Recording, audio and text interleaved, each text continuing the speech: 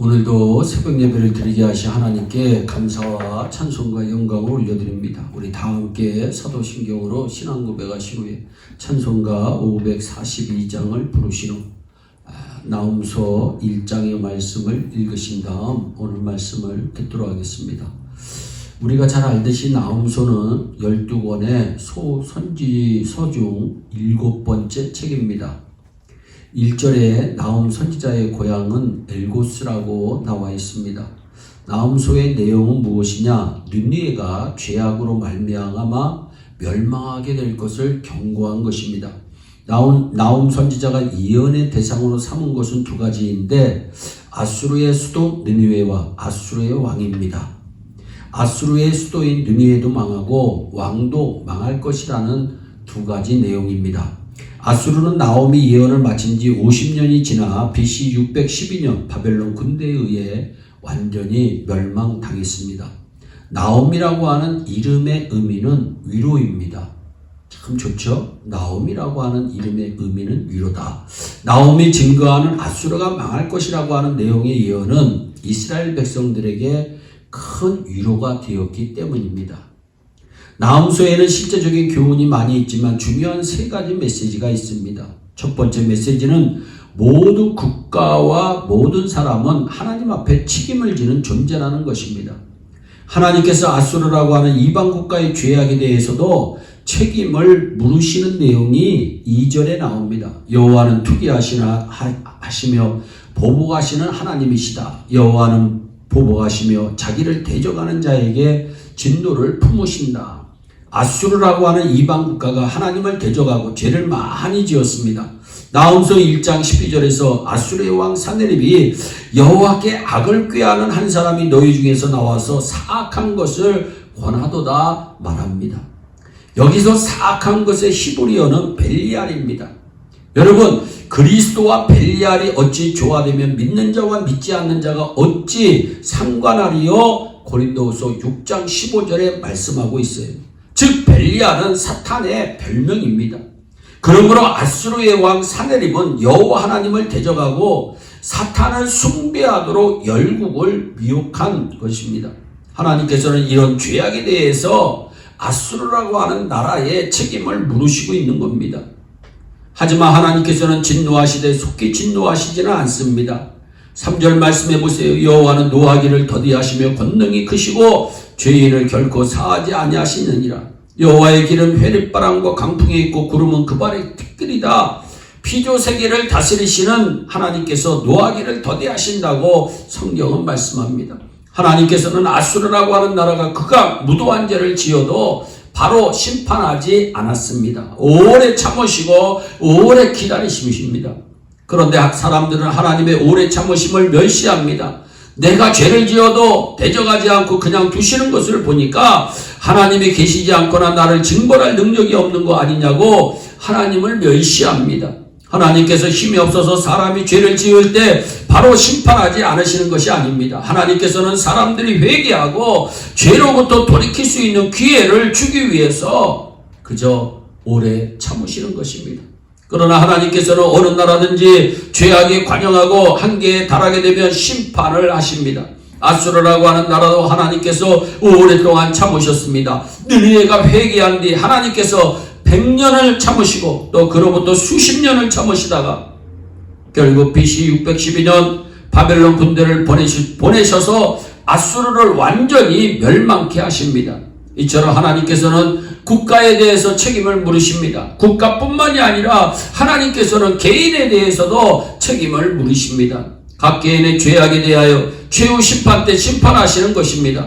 그러므로 우리는 최후 심판을 받는 대상이 되지 않도록 해야 합니다. 최후 심판을 받지 않으려면 다른 방법 없잖아요. 회개하고 예수님을 구주로 믿어야만 심판에서 면제된다고 하는 사실을 꼭 기억하시기를 바랍니다. 두 번째 메시지는 하나님은 당신의 백성을 위로하시고 기도로 응답하신다고 하는 메시지입니다. 하나님께서 악인들은 심판하시지만 하나님의 백성은 위로하십니다. 하나님께서는 우리의 위로자가 되십니다. 여러분 7절 말씀해 보세요. 여호와는 선하시며 환난 날의 산성이시라. 그는 자기에게 의뢰하는 자들을 아시느니라. 악인에게는 심판이 와도 하나님을 의뢰하는 자에게는 하나님의 돌보심과 위로가 있는 것입니다. 아수르의 왕 사네립이 침공했을 때의 일입니다.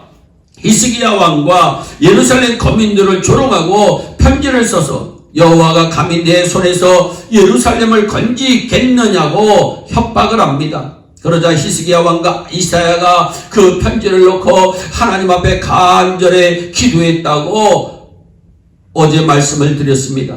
하나님께서 구원할 것이라고 하는 응답을 받습니다.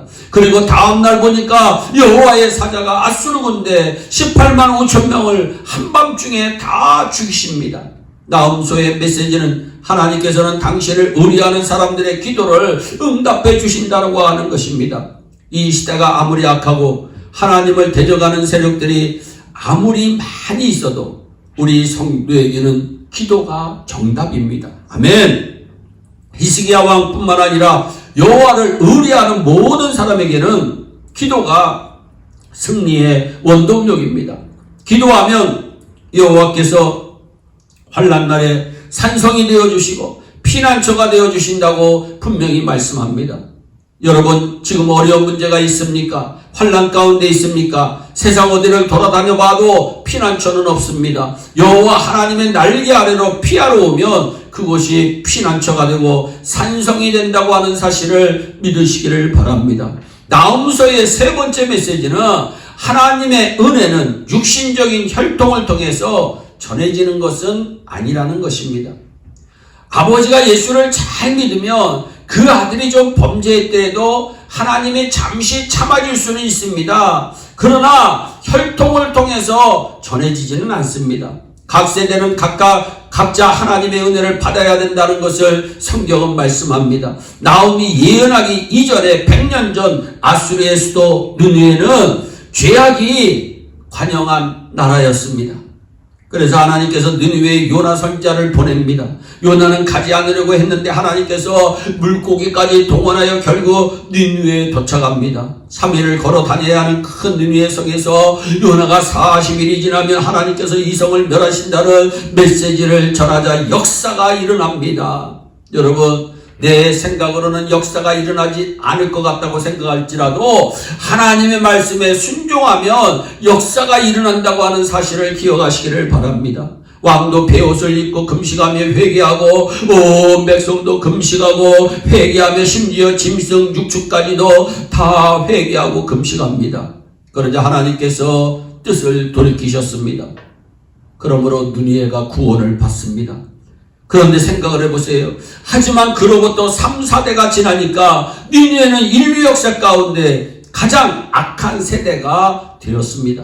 그러므로 하나님의 은혜는 핏줄을 따라가는 것이 아닙니다. 아버지가 은혜 받았다고 자녀가 꼭 은혜 받는 것이 아닙니다. 아버지가 목사라고 해서 자녀가 저절로 은혜 받는 것이 아닙니다. 자녀도 하나님 앞에 기도해서 하나님의 은혜를 받아야 됩니다. 하나님의 은혜는 핏줄을 따라가는 것이 아닙니다. 하나님의 은혜는 각자 은혜를 받아야 된다고 하는 사실을 꼭 기억하시기를 바랍니다.